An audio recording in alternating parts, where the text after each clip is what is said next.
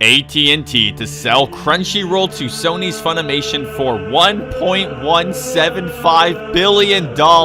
Oh god. It's happening. Hey guys, Corey Eden here. Crunchyroll and Funimation are two companies that not a lot of people in the anime sphere really like, and that is probably for good reason. Crunchyroll has some questionable business practices, and Funimation, well, what has Funimation not done that is horrible at this point? Now, while both of these companies are pretty bad, and anyone who tries to ignore that fact is probably really stupid, if you want to watch anime legally, chances are you're gonna need to pay for one of these services. And don't get me wrong, I love Netflix, I love HiDive, and my oh my do I love Sentai Filmworks. Have you seen how cool my Blu-rays are? I literally listen to the Gakugarashi OST on CD in my car. I love you, Sentai, please sponsor me. But in reality, if you want a streaming service that has even a remotely large library, your hands are kind of tied in between these two if you don't already own them both. Now I actually pay for Crunchyroll. I use their service and I think it's pretty good. I really do. Not only is it the legal way to watch anime where I live, but their mobile app is good. I can watch anime while in bed, while I'm taking a shit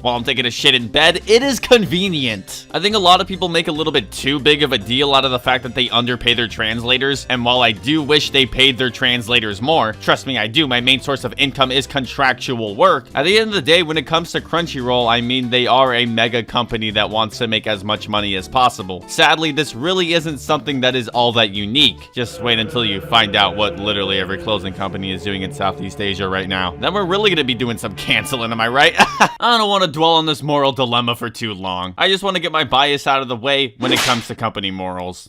I guess I dislike Crunchyroll and I hate Funimation. And it's also super important to note that these two companies literally have almost no reason to exist. Unlike a super awesome and based company like Sentai Filmworks that sells actual physical anime products. And I'm not talking about fucking anime Funko Pops off the goddamn Crunchyroll store. They are a middleman that exists because of a language barrier and a legal barrier. Absolutely nothing more. As cute and cuddly as they might seem on Twitter, they really just are not your friends. But with the developing information of these two companies now merging, or to be more specific, Funimation acquiring Crunchyroll, there begs a new question. What is going to happen to the video streaming platforms? Is Funimation going to move all of its licensed anime onto Crunchyroll? Is Crunchyroll going to move all of its licensed anime onto Funimation? Or are we going to see the creation of a brand new brand or website? Who knows, they may even just supercharge Verve and have all anime available on one giant platform. We don't know. In this video, we're not going to focus on the legal lingo, because you see, today's video is a showdown. Today, we are going to be doing something special. We are going to be testing the entirely hypothetical situation in which Crunchyroll and Funimation have to choose between one of their services. And we're going to be browsing their websites and mobile apps in order to see which service provides the better experience. And let's start with Crunchyroll. If you take a look at Crunchyroll's website, the second you open it up, it's like someone threw a goddamn flashbang at you. It feels like you're breathing tear gas. It fucking hurts. Never have I ever seen so much bullshit on a front page. If you take a look at the superior Netflix, when you open it up, it tells you what you should watch, or maybe even what you were watching. Crunchyroll, on the other hand, has all of this bullshit, all of these news articles, advertisements, goddamn motherfucking anime Funko Pops. I don't want your Funko Pops, Crunchyroll. I don't know about you guys, I know this is kind of crazy, but when I go to a website like Crunchyroll, I usually do it because I want to watch anime.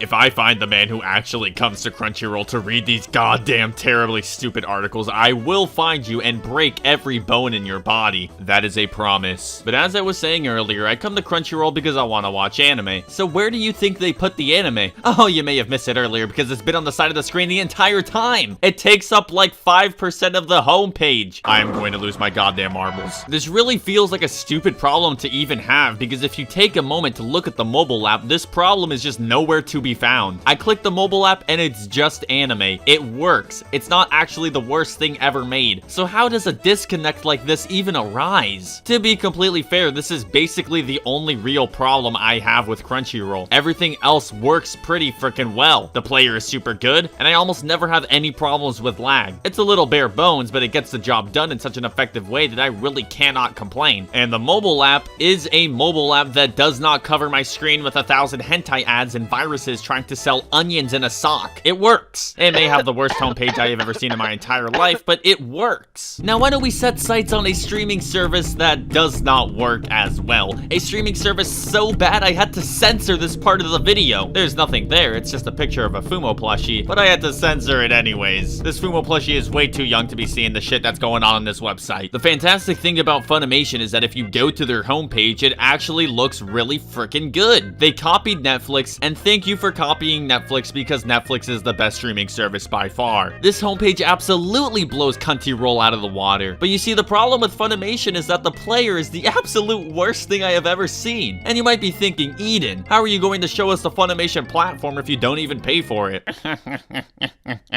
Well, you see, I got a new credit card and they don't know who I am, so I can get another free trial. I'm literally breaking the law. Hacker mode enabled. Alright, now that I'm in, allow me to show you what the worst web player ever made looks like. Look at this. I'm gonna press pause and as you may be able to see, it does not work. You actually have to click this stupid tiny button in the bottom left-hand corner that has like the smallest hitbox ever made. Instead of the player telling you how much time is left in the episode, it tells you how far into the episode you are. Like, what? Ah, yes, thank you for telling me how long I've spent on this shitty website. Thank you, I really needed the reminder. The web player is ass. The whole web player has gotta go. They tried to trick me at the homepage. They thought I'd fall for it, but no, this web player is complete ass. It's actually the exact opposite problem that there was for Crunchyroll. But this web player, while an actual huge issue that has not been fixed, I remember being on Funimation years ago and it had the exact same problem. Who knows when the fuck they're gonna fix this? They obviously do not think that this is a priority at all. But the final boss of this video, if you will, is the Funimation mobile app. And allow me to say that viewer discretion is advised for this mobile app. Proceed farther into this video with caution. So I don't know about you guys, but the first thing that I noticed when I launched the app was the absolutely JPEG'd Funimation logo at the top. It's like they can't even get their own logo right. It is the very thing that defines who they are and they cannot get it right. Yeah, off to a fantastic start with this one. The overall UI is pretty bad and nowhere near as good as Crunchyroll's, but what really makes this app terrible is the mobile web player, which is somehow even worse than the PC web player. I did not think this was possible. The buttons are too small, the options are the way that they are. Awful, bad, terrible, gross. So in conclusion, the ideal would be to steal the homepage from Funimation and then use Crunchyroll's user interface for literally everything else. Listen to me, Funimation. I'm literally making you millions right now. Alright, that's it. See ya.